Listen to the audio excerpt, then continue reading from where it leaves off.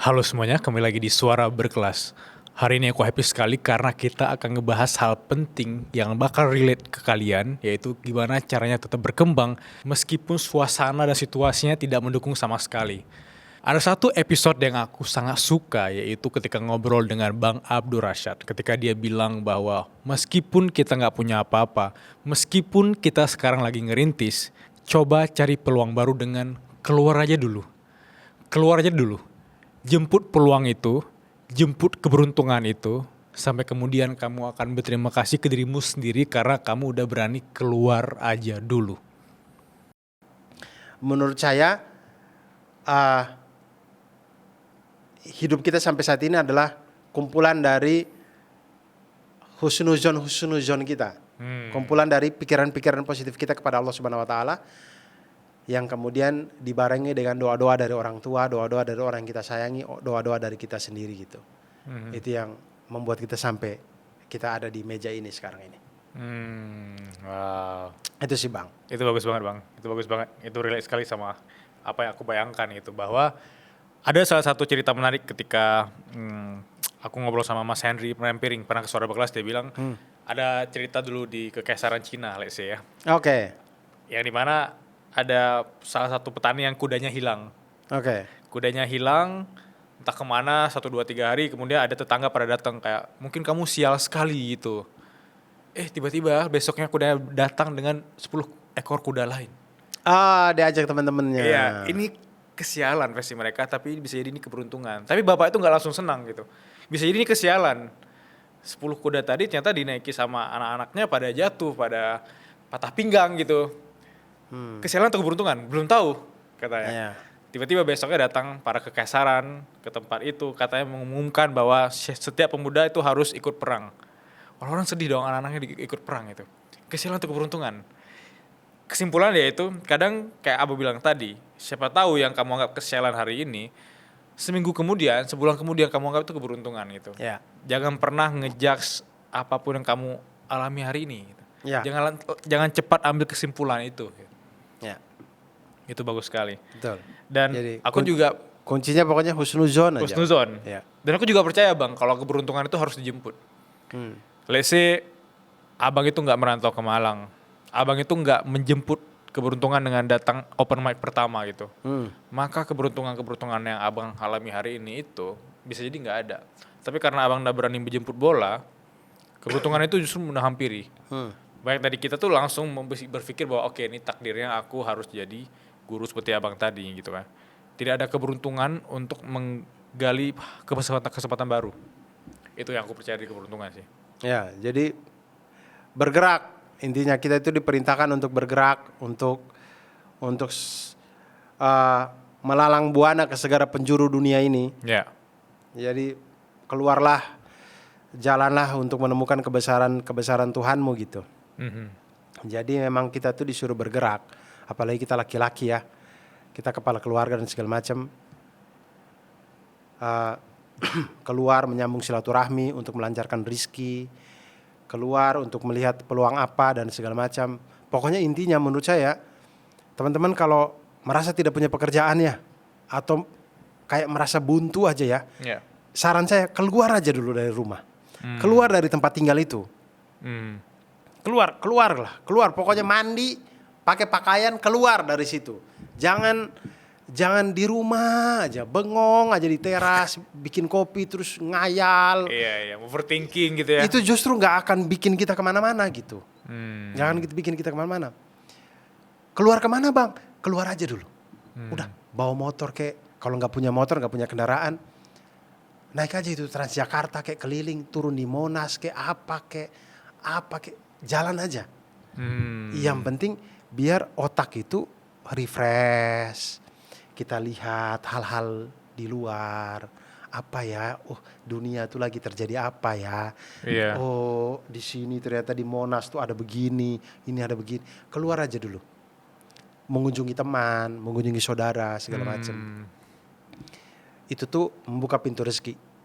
Saya berani bilang begitu karena itu berkali-kali terjadi di saya gitu. Saya kalau udah buntu dalam menulis materi, buntu dalam hal pekerjaan atau apa gitu, saya keluar aja gitu. Iya. Nggak tahu mau kemana, yang penting keluar aja. Kadang baru di jalan baru saya tanya teman, lagi pada di mana nih, gini-gini, oh di sini, saya nongkrong ya, ikut ya gitu. Sana nongkrong, ternyata dari hasil nongkrong itu ternyata diajak syuting. Dari nongkrong itu ternyata Itu diajak podcast, Ya, ya, diajak stand up gitu, apa segala macam. Jadi keluar aja dulu dari kediaman kita gitu. Wow. Jangan di situ aja kemudian ngerasa kayaknya saya gak punya kerjaan nih ini. Wah. Ya ente gak mau keluar sih gimana gitu. Wow, itu poin menarik sekali ya. Karena tadi kita bahas tentang husnuzon. Berarti kalau kita terus berpikir negatif, itu kayak kita bangun batu bata nih. Nggak sadar udah jadi rumah. Nah rumah itu pikirannya semakin negatif gitu. Rumah itu bikin kita terbelenggu ya. Iya. Akhirnya kita nggak bisa lagi hancurin rumah itu karena kita terus negatif. Iya. Sesekali ambil batu bata itu, tarik jadi husnuzon, tarik jadi husnuzon. Nggak kebangun tuh rumah negatifnya itu ya. Saya pernah dulu zaman Twitter ya, ada orang nih. Jadi pada waktu itu saya waktu itu nunggu bola. Oke. Saya waktu itu nunggu bola Liga Italia kan subuh-subuh kan. Jadi saya lagi nunggu bola.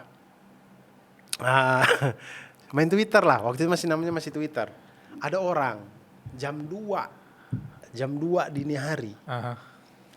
Nge-tweet mengeluh hidupnya. Mengeluh kayak, aduh hidup saya gini banget. Ini gak bisa tidur, overthinking gitu-gitu. Terus saya tuh berpikir kayak, ini nge-tweet di bawah selimut, di dalam kamar. Ada internet, santai loh gitu. Kenapa dia ngerasa hidupnya gak beruntung. Jadi pada waktu itu saya balas ke dia kayak, kalau kamu ngerasa dirimu gak beruntung, saat ini juga kamu keluar rumah ke pasar, banyak orang udah aktivitas ini.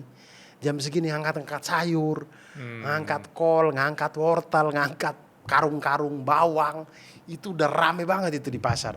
Kalau kamu ngerasa hidupmu gitu-gitu aja ya. Di saat kamu bilang kamu susah tidur ini, di luar sana ada orang lagi ngangkat karung-karung bawang itu. Jadi maksud saya, kadang kita itu, kadang husnuzon kita itu sulit untuk muncul karena POV kita sempit. Iya benar, setuju sekali. Ya, jadi kenapa kita ngerasa kayak kita hidupnya sial mulu, kayaknya Allah tuh nggak adil sama kita dan segala macam, karena POV kita terlalu sempit. Ketika kita melihat dari berbagai macam POV, dari contoh si cerita-cerita kaisar tadi dari negeri Cina tadi, kalau dari berbagai macam POV kita bisa lihat, kita akan muncul positifnya itu akan muncul. Dan itulah yang kemudian dalam tanda kutip ya mudah untuk dimunculkan sama stand up comedian, karena stand up comedian itu sering sekali dilatih untuk melihat sesuatu dari berbagai macam POV gitu. Nulis materi melihat dari berbagai macam POV. Itulah kemudian kalau kita menjadi stand up comedian, harusnya kita akan lebih mudah untuk bersyukur. Karena kita terbiasa untuk melihat dari berbagai macam POV. Jadi kalau ada stand up comedian kemudian mengeluh aja hidupnya, ini bukan di masalah di stand up ya. Kalau di dalam dunia stand upnya mengeluh dari segala macam, itu part of materi gitu. Bagian dari dia bikin persona. Tapi kalau di kehidupan sejatinya, di kehidupan sebenarnya kerjaannya ngeluh terus, berarti dia nulis materinya agak kurang banyak dari POV yang dia pakai. Karena kalau POV-nya banyak harusnya dia jadi lebih gampang bersyukur gitu. Oke, sekarang kamu udah keluar rumah, kamu udah ketemu dengan banyak peluang, relasi, kesempatan. Tapi aku yakin baik dari kita yang masih sangat ragu untuk bermimpi. Baik dari kita yang ngerasa bahwa mimpi kita itu tidak akan terwujud. Aku cuma mau bilang, ketika aku ngobrol dengan Sadam di podcast Suara Berkelas, itu orang mengingatkan aku untuk jangan pernah takut bermimpi. Jangan pernah takut untuk memulai sesuatu yang selama ini kamu bahkan ragu gitu. Bahkan Sadam yang aku kenal sekarang, ternyata aku gak pernah tahu bahwa Sadam itu pernah seperintis itu. Dia aja takut masuk Indomaret loh. Gue salah satu orang yang percaya bahwa manusia tuh butuh proses. Ya, lu gak mungkin jadi B kalau gak ada A.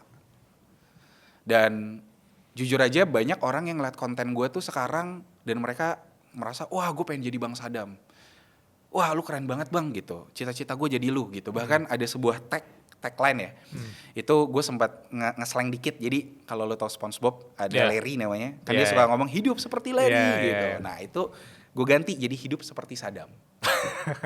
Karena gue pengen ngebawa bahwa hidup tuh harus sebaik-baiknya, se-enjoy-enjoynya.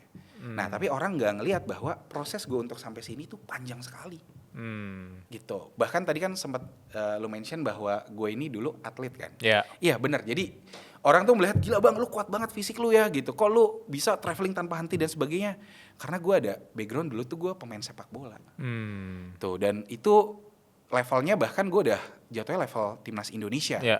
Gue udah ngikut sampai U13, U14, U16, U17 gitu. Jadi dari segi fisik gue sangat mumpuni untuk mendatangi tempat-tempat yang mungkin orang pada umumnya tuh sulit untuk kesana. Kayak baru-baru ini gue baru dari Sokotra. Yaman. Itu jujur itu adalah level adventure yang menurut gue tuh udah 9 dari 10. Lo tidur di tenda, mandi susah, ya, mau pup harus gali sendiri gitu kan.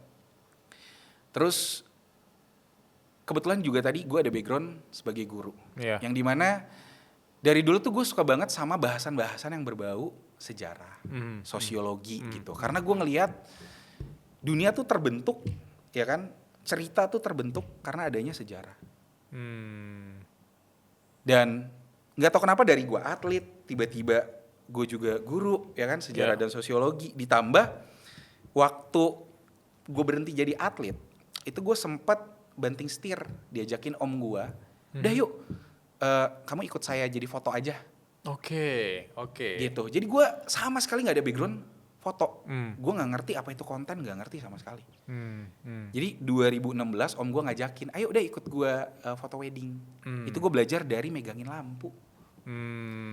Gitu. Gue belajar dari megangin lampu, gue ngikut dia keliling kemana-mana selama 1 tahun, dan gue baru setelah 1 tahun gue baru megang kamera. Dan itu pun gue jadi kamera asisten ketiga. Yang kamera, yang hasil fotonya nggak pernah dipakai. Gitu. Jadi nggak tahu kenapa dari gue atlet, terus gue loncat ke ngajar sejarah sosiologi, habis itu gue jadi fotografer wedding, ditambah ada satu juga, yaitu adalah gue kuliah di Fakultas Hukum Universitas Indonesia, yang ngebuat gue bisa ngambil keputusan sangat cepat. Dan bisa gue ngambil sebuah analisis yang sangat baik. Makanya dari 4 puzzle itu, akhirnya jadilah Sadam JPG sekarang. Wow, that's a specific knowledge namanya. Yang dimana kalau lu cari, gue butuh fotografer, videografer, content creator, orang yang paham sejarah, orang yang paham hukum. Oh gue tahu nih ada Sadam gitu. Itu yang menurut gue teman-teman yang nonton ini tuh harus punya specific knowledge, yang dimana lu tidak bisa dikalahkan, yang dimana lu tidak mungkin miskin karena uang akan datang ke lu gitu dalam berbagai cara. Itu gue setuju. Dan gue percaya ada satu hal ya dalam hidup gue punya moto hidup ya, bahwa ketika kalian punya mimpi, ambisi, dan doa tanpa henti, itu kalian gak akan terkalahkan. Itu kalian gak akan terkalahkan. Itu adalah combo yang selalu gue percaya, bahwa kalau mimpi lu belum diketawain orang, berarti mimpi lu tuh belum setinggi itu. Jadi waktu gue kecil, gue manusia yang penuh mimpi gitu loh. Bahkan waktu gue ngomong, iya mimpi gue tuh, waktu dulu ya kecil ya, iya mimpi gue tuh pengen ngeliat Giza gitu. Dan jujur, dan ini gue jarang buka sih ke orang-orang gitu loh, bahwa kehidupan gue waktu dulu tuh sangat amat tidak memadai gitu loh. Kayak bahkan gue harus bekerja dari umur 13 tahun. Tuh, bahkan gue dulu untuk membeli nasi kuning, itu gue harus buka just tip kantin yang gue dihargai 500 perak. Itu. Jadi menurut gue ya, Sadam yang sekarang tuh banyak banget puzzle-puzzle dan masa-masa yang harus gue lewatin, yang bisa gue bilang ya berat gitu loh. Yang akhirnya ngebuat gue punya mental kayak sekarang gitu loh. Jadi bisa dibilang hidup gue gak mudah. Tapi karena hidup gue yang tidak mudah itu, akhirnya terbentuklah Sadam.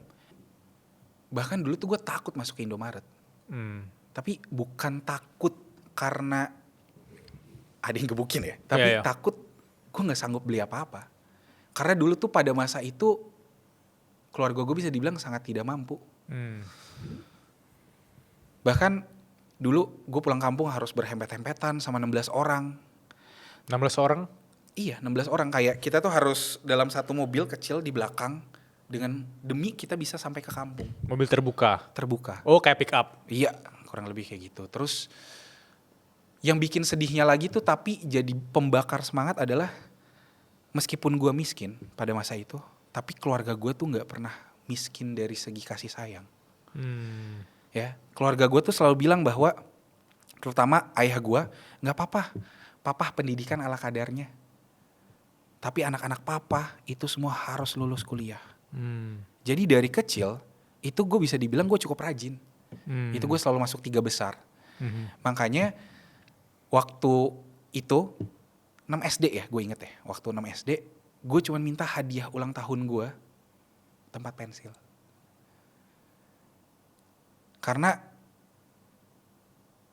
gue nggak tahu orang tua gue tuh sanggup atau enggak gitu. Jadi gue cuma bilang, "Pah, Mah," gitu. "nanti kalau ada ranking 1, beliin Adam tempat pensil ya." Gitu. Karena pada masa itu tuh bener-bener sedih sih kalau diinget-inget ya gitu loh. Iya. Oke. Sedih gitu. Benar-benar masuk Indomaret aja tuh gue dulu takut gitu loh.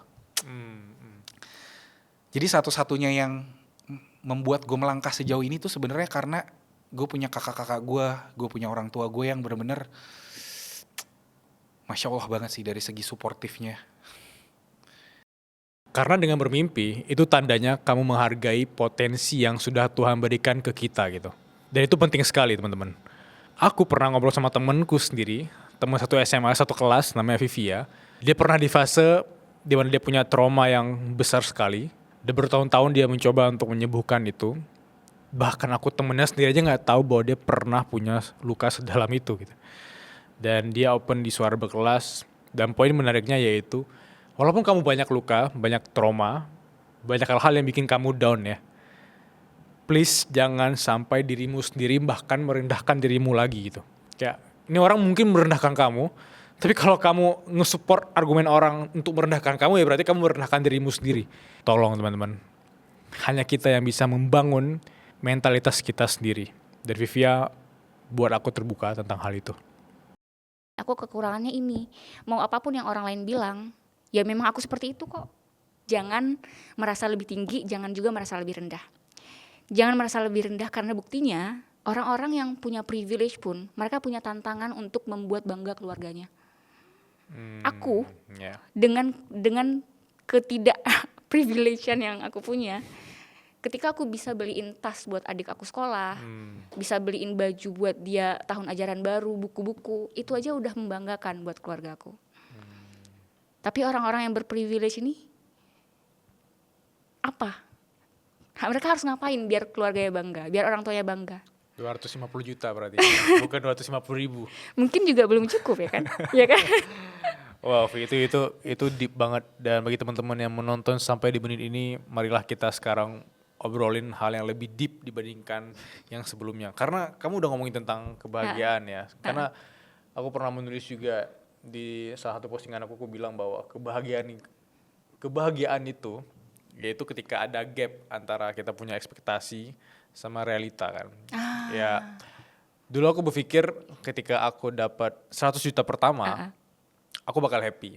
Karena aku lagi di mindset aku cuma ada uang 5 juta waktu itu. Jadi aku menuju ke 100 juta happy gitu.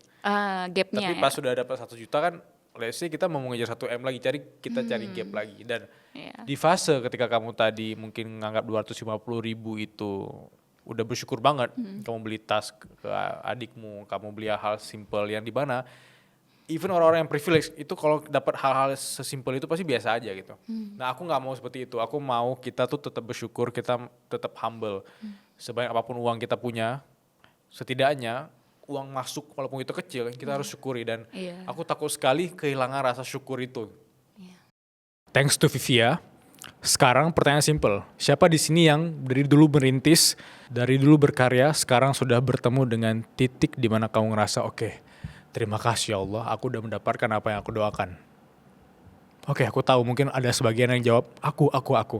Tapi poin pentingnya yaitu bukan berarti kamu kayak wah aku udah sukses, aku udah bisa ngelakuin apa aja, enggak. Walaupun banyak doa kalian sudah terwujud ya. Yang pertama jangan lupa tetap bersujud. Yang kedua kalian harus tetap humble gitu. Bukan berarti kalau kalian udah punya segalanya, itu kalian nggak mau lagi naik transportasi umum, kalian nggak mau lagi ngelakuin hal yang selama ini itu bikin kalian berkembang, kalian udah sombong gitu. Dan ini ngingetin aku ketika aku ngobrol dengan Adolfo Lopez di Suara Berkelas, dia bilang bahwa dari kecil dia itu dididik oleh orang tuanya untuk terbiasa naik transportasi umum. Dia dididik dari kecil untuk being humble dimanapun dia berada gitu. Karena dia dengan rendah hati bilang bahwa wah di mata orang terkenal segala macam gitu. Ya itu cuma bonusnya dari terkenal. Ya kita manusia biasa gitu. Jangan pernah ada strata-strata sosial bahwa aku ini, terus kamu merendahkan orang lain gitu. Jangan pernah bikin uang itu jadi indikator bahwa orang lain itu lebih rendah dibandingkan kamu. Itu insight menarik banget dari Adolfo Lopez dan bikin aku mikir bahwa that's why orang yang berkelas, orang-orang yang humble ini bikin aku happy kalau ngobrol sama mereka. Nyokap gua tries to always let me know bahwa kehidupan lu di luar negeri itu bukan realitas kehidupan lu. This is the reality of 90% of Indonesians living. Jadi gua nggak pernah segan, sesimpel itu hal sesimpel public transportation. Banyak orang di Indonesia, apalagi orang yang punya duit, minder naik public transportation, minder. That's the point, ya. Dari dulu gue tidak pernah minder karena nyokap gue nge-instill value ke gue bahwa pertama tidak ada salahnya naik public transportation. Kedua, ini realitas hidup orang Indonesia. Jangan lu merasa lu tinggal di luar negeri dengan public transportation itu bagus. Apakah gue punya mobil? Tentu. Apakah gue naik mobil? Iya. Tapi my mom always instilled that value bahwa tidak ada salahnya gini dan ini realitas kehidupannya untuk naik public transportation. Sekarang way better than before, kita ada MRT, bagus banget. KRL kita udah oke banget karena Jona. Masih banyak masalahnya tentu, Manggarai, aduh Tuhan. Banyak masalahnya, look we get it. Tapi itu yang my mom is amazing. Padahal I could have been that spoiled brat yang baru pulang dari Denmark. Mama gak mau kereta di sini jelek daripada Denmark. Mobil. Ya dong, gue bisa banget lo komplain. Pasti, ya. Mama, kan kata bus di Denmark enak. Jauh setiap hari dari Depok ke Jakarta, aku mau naik mobil, mau atau enggak jemputan mobil. Enggak, kamu belajar naik kereta. Biar kamu lihat perbandingan sistem transportasi publik di Indonesia dan di Denmark. Lihat tuh. Dan dari situ gue sadar, dari situ mulai kebangun gue adalah, tunggu, kenapa sih public transportation kita jelek? Denmark semua ada kok. Mulai masuk, oh emang ini tugas siapa? Tugas pemerintah, tugas ini. Makanya gue tuh selalu I have a really high expectation of our government. Karena gue pernah tinggal di negara-negara yang governmentnya di sini nih. Iya. Yang berkualitas. Berkelas. So I know better. Banyak orang selalu ngomong, Dov, kok lu selalu komplain sih? Kok selalu demo sih? Kok lu selalu ini sih? Karena I know what can be better. I know what can be better. Gue kayak, dan mungkin ini banyak orang gak suka karena ini bukan budaya Indonesia. Tapi this whole ini agak out of topic. Di Denmark dan di Norway, menteri itu ngantri. Bagi banyak orang di Indonesia, orang tuh ngapa? Menteri itu ngantri. Bagi gue ya, ini gue ngomong langsung di podcast Suara Berkelas. Yeah. Kecuali lu presiden dan wakil presiden. Dan kecuali lu jabatan-jabatan fungsional pemimpin tertentu yang sesuai undang-undang. Di luar dari mereka, yang lain ngantri. Gue gak peduli. Wow. Karena lu adalah public servant. _servant. Public servant. Gak ada hormat. Gue paling gak suka. Gue udah keliling Indonesia ya. The way we treat our pejabat. Geli. Geli gue. Di luar dari orang-orang tertentu. Presiden, wakil presiden. Pejabat-pejabat fungsional titik level tertentu. Di luar dari itu. Pejabat tidak harus dihormatin. Clip this. Rekam ke TikTok. For sure. Di luar dari mereka di posisi-posisi tertentu yang wajib ada treatment SOP protokoler tertentu. I understand. Di luar dari itu, wah itu tolong. Dan itu nyokap gue selalu ngomong kayak gitu. Nyokap gue itu selalu nge-build bahwa ini tuh penting. Kayak as a PNS, nyokap gue sebagai PNS, ingat tugas kalian tuh adalah serving the people, bukan kalian yang di-serve. Dan kayaknya mentalitas ini harus disebar kemana-mana. Wow man. Iya. I love that. Gue suka banget ketika lo tadi cerita tentang pengalaman atau ilmu yang diberikan oleh ibu lo, tapi itu membentuk POV lu sampai hari ini? Karena menurut gue sering ketemu orang-orang yang baru naik dikit nih, lesin naik namanya. Itu udah langsung POV, wah gue gak bisa naik transportasi umum, gue takut ntar segala macam. Gue suka banget. Dan why not? It's so much efficient daripada kita macet Jakarta dia. It's just logically. Kita lupakan ego dan minder dan hal-hal gak penting ini ya. From a very time efficient standpoint, tau gak ironisnya apa? Ironisnya apa? Orang-orang yang minder biasa naik mobil untuk apa? Ya karena gue terlalu kaya untuk ini, gue terlalu penting untuk ini. Kalau output hidup lu ada kekayaan duit, seharusnya lu naik public transportation. Iya dong, lebih murah, time is money. Jadi there's a disconnect. Orang-orang yang biasanya minder naik public transportation selalu merasa, aduh ya karena gue terlalu keren untuk ini, right? Lah tapi kan kalau hidup lu run by money, this is way more efficient. Setuju. Tapi this is the counter argument. Tapi kan bang, nggak aman. Oke, untuk nggak aman, nggak bersih, nggak ini, nggak nyaman. Himpitan gitu ya. Yaudah. Di luar dari kasus-kasus tertentu, di mana menurut gue tentu perempuan harus lebih ada keamanan naik public. Itu tentu. Di luar dari kasus-kasus iya tentu. If you are an adult male in this country, naik public transportation. Udah titik. Menurut gue itu, it will solve so many problems. Wow. Itu menurut gue. Ya ini kayak gue gak pernah gue bahas di Suara Berkelas dari POV ini. Karena jujur gue, jadi gue dari Haji Nawi itu ke MRT Ben Hill. Karena kantor kita di MRT Ben Hill. Itu naik transportasi umum. Mad for Coffee di Haji Nawi. Oke, gue gak pernah. Coffee shop gue, awas ya gak datang ya Suara Berkelas ya. Itu di Haji, oke lanjut. Lanjut. Gak apa-apa. Nah gue tuh selalu naik transportasi umum gitu. Dan ada momen dimana temen gue nanya gitu kayak, lu gak apa-apa transportasi umum setiap hari gitu. Terus gue kayak, gue selalu bingung dengan pertanyaan itu. Gue selalu kayak, emang Dov lu gak masalah? Hah apa masalahnya? Kayak, I understand, kayak, pasti lu bingung kan jawab temen lu gimana kan? Gue cuma bilang 10 menit nyampe. Itu? Sesimpel itu, ya. Mungkin bagi teman-teman yang menonton ini dari luar di Jakarta kayak, MRT yang gue maksud itu cuma lurus doang loh. Tapi kalau lu naik mobil bisa 20-30 menit. Sejam lagi ya. Sejam Jakarta. Ya wow. Tapi kan itu ditempa dari POV seorang ibu yang memang ingin yang terbaik untuk anaknya. Bahwa semua orang mungkin ingin anaknya tuh lebih sukses, lebih berhasil, lebih nyaman segala macam. Tapi mental untuk membuat si anak ini bisa berada di level apa aja itu penting sekali. Penting. Dan di awal-awal gue komplain, bangun jam 3.30 pagi, naik angkot, turun kayak, ma ini capek ma, di awal gue komplain. Tapi hebatnya nyokap gue not just tell me to do it, she does it with me. Jadi lu bayangin, nyokap gue kan Kemenlu Luar Negeri. Kantor di Gambir dong, di Pejambon. Karena kita bangun jam 3.30, kenapa sih pagi banget bang? Ya biar gak kena kerumunan semua orang, ya dong. Nyokap gue udah sampai Deplu jam 7 pagi dong. Padahal kan nyokap gue masuk jam 9 pagi. Tapi karena dia nganterin anaknya yang harus sekolah jam 7 pagi, dan gue nyampe jam 6, ini very technical logistic. Berarti nyokap gue udah 2 jam sebelum dia masuk jam kantor udah nyampe. Nyokap gue still did it anyway. Bahkan nyokap gue bisa nggak ngikut gue. Tapi kayak ya kalau nyokap gue nyuruh gue lakukan sesuatu, ya gue harus lakuin juga. Ya dong. If you tell me to do something, ya you have to do it as well. Dan itu menurut gue yang benar-benar penting gitu. Tadi gue juga menangkap poin ketika lu bilang bisa jadi orang ngejudge Andovi atau ngejudge Bilal dari POV dia nih kenalnya sekarang gitu. Iya. That's why kalau lu bisa aja cerita tentang lu pernah naik kereta, lu pernah naik angkot segala macam. Banyak orang tuh gak percaya. Iya. Even gue karena gue lahir dan besar di Aceh, itu gue kemana-mana kan naik motor segala macam. Gue ketika di Jakarta bisa naik Grab, naik motor biar cepet, itu udah biasa aja gitu. Udah terbiasa kena panas karena udah terlatih dari kecil. Dan kalau lu bisa tiba-tiba naik level, pendapatan lu lebih tinggi, ya lu bisa menyesuaikan kan. Betul. Gak kaget gitu, banyak orang lebih kaget. Bukan berarti kalau nggak ada rezeki jangan beli mobil. Terserah lu hidup lu, tapi maksudnya always keep the options open gitu.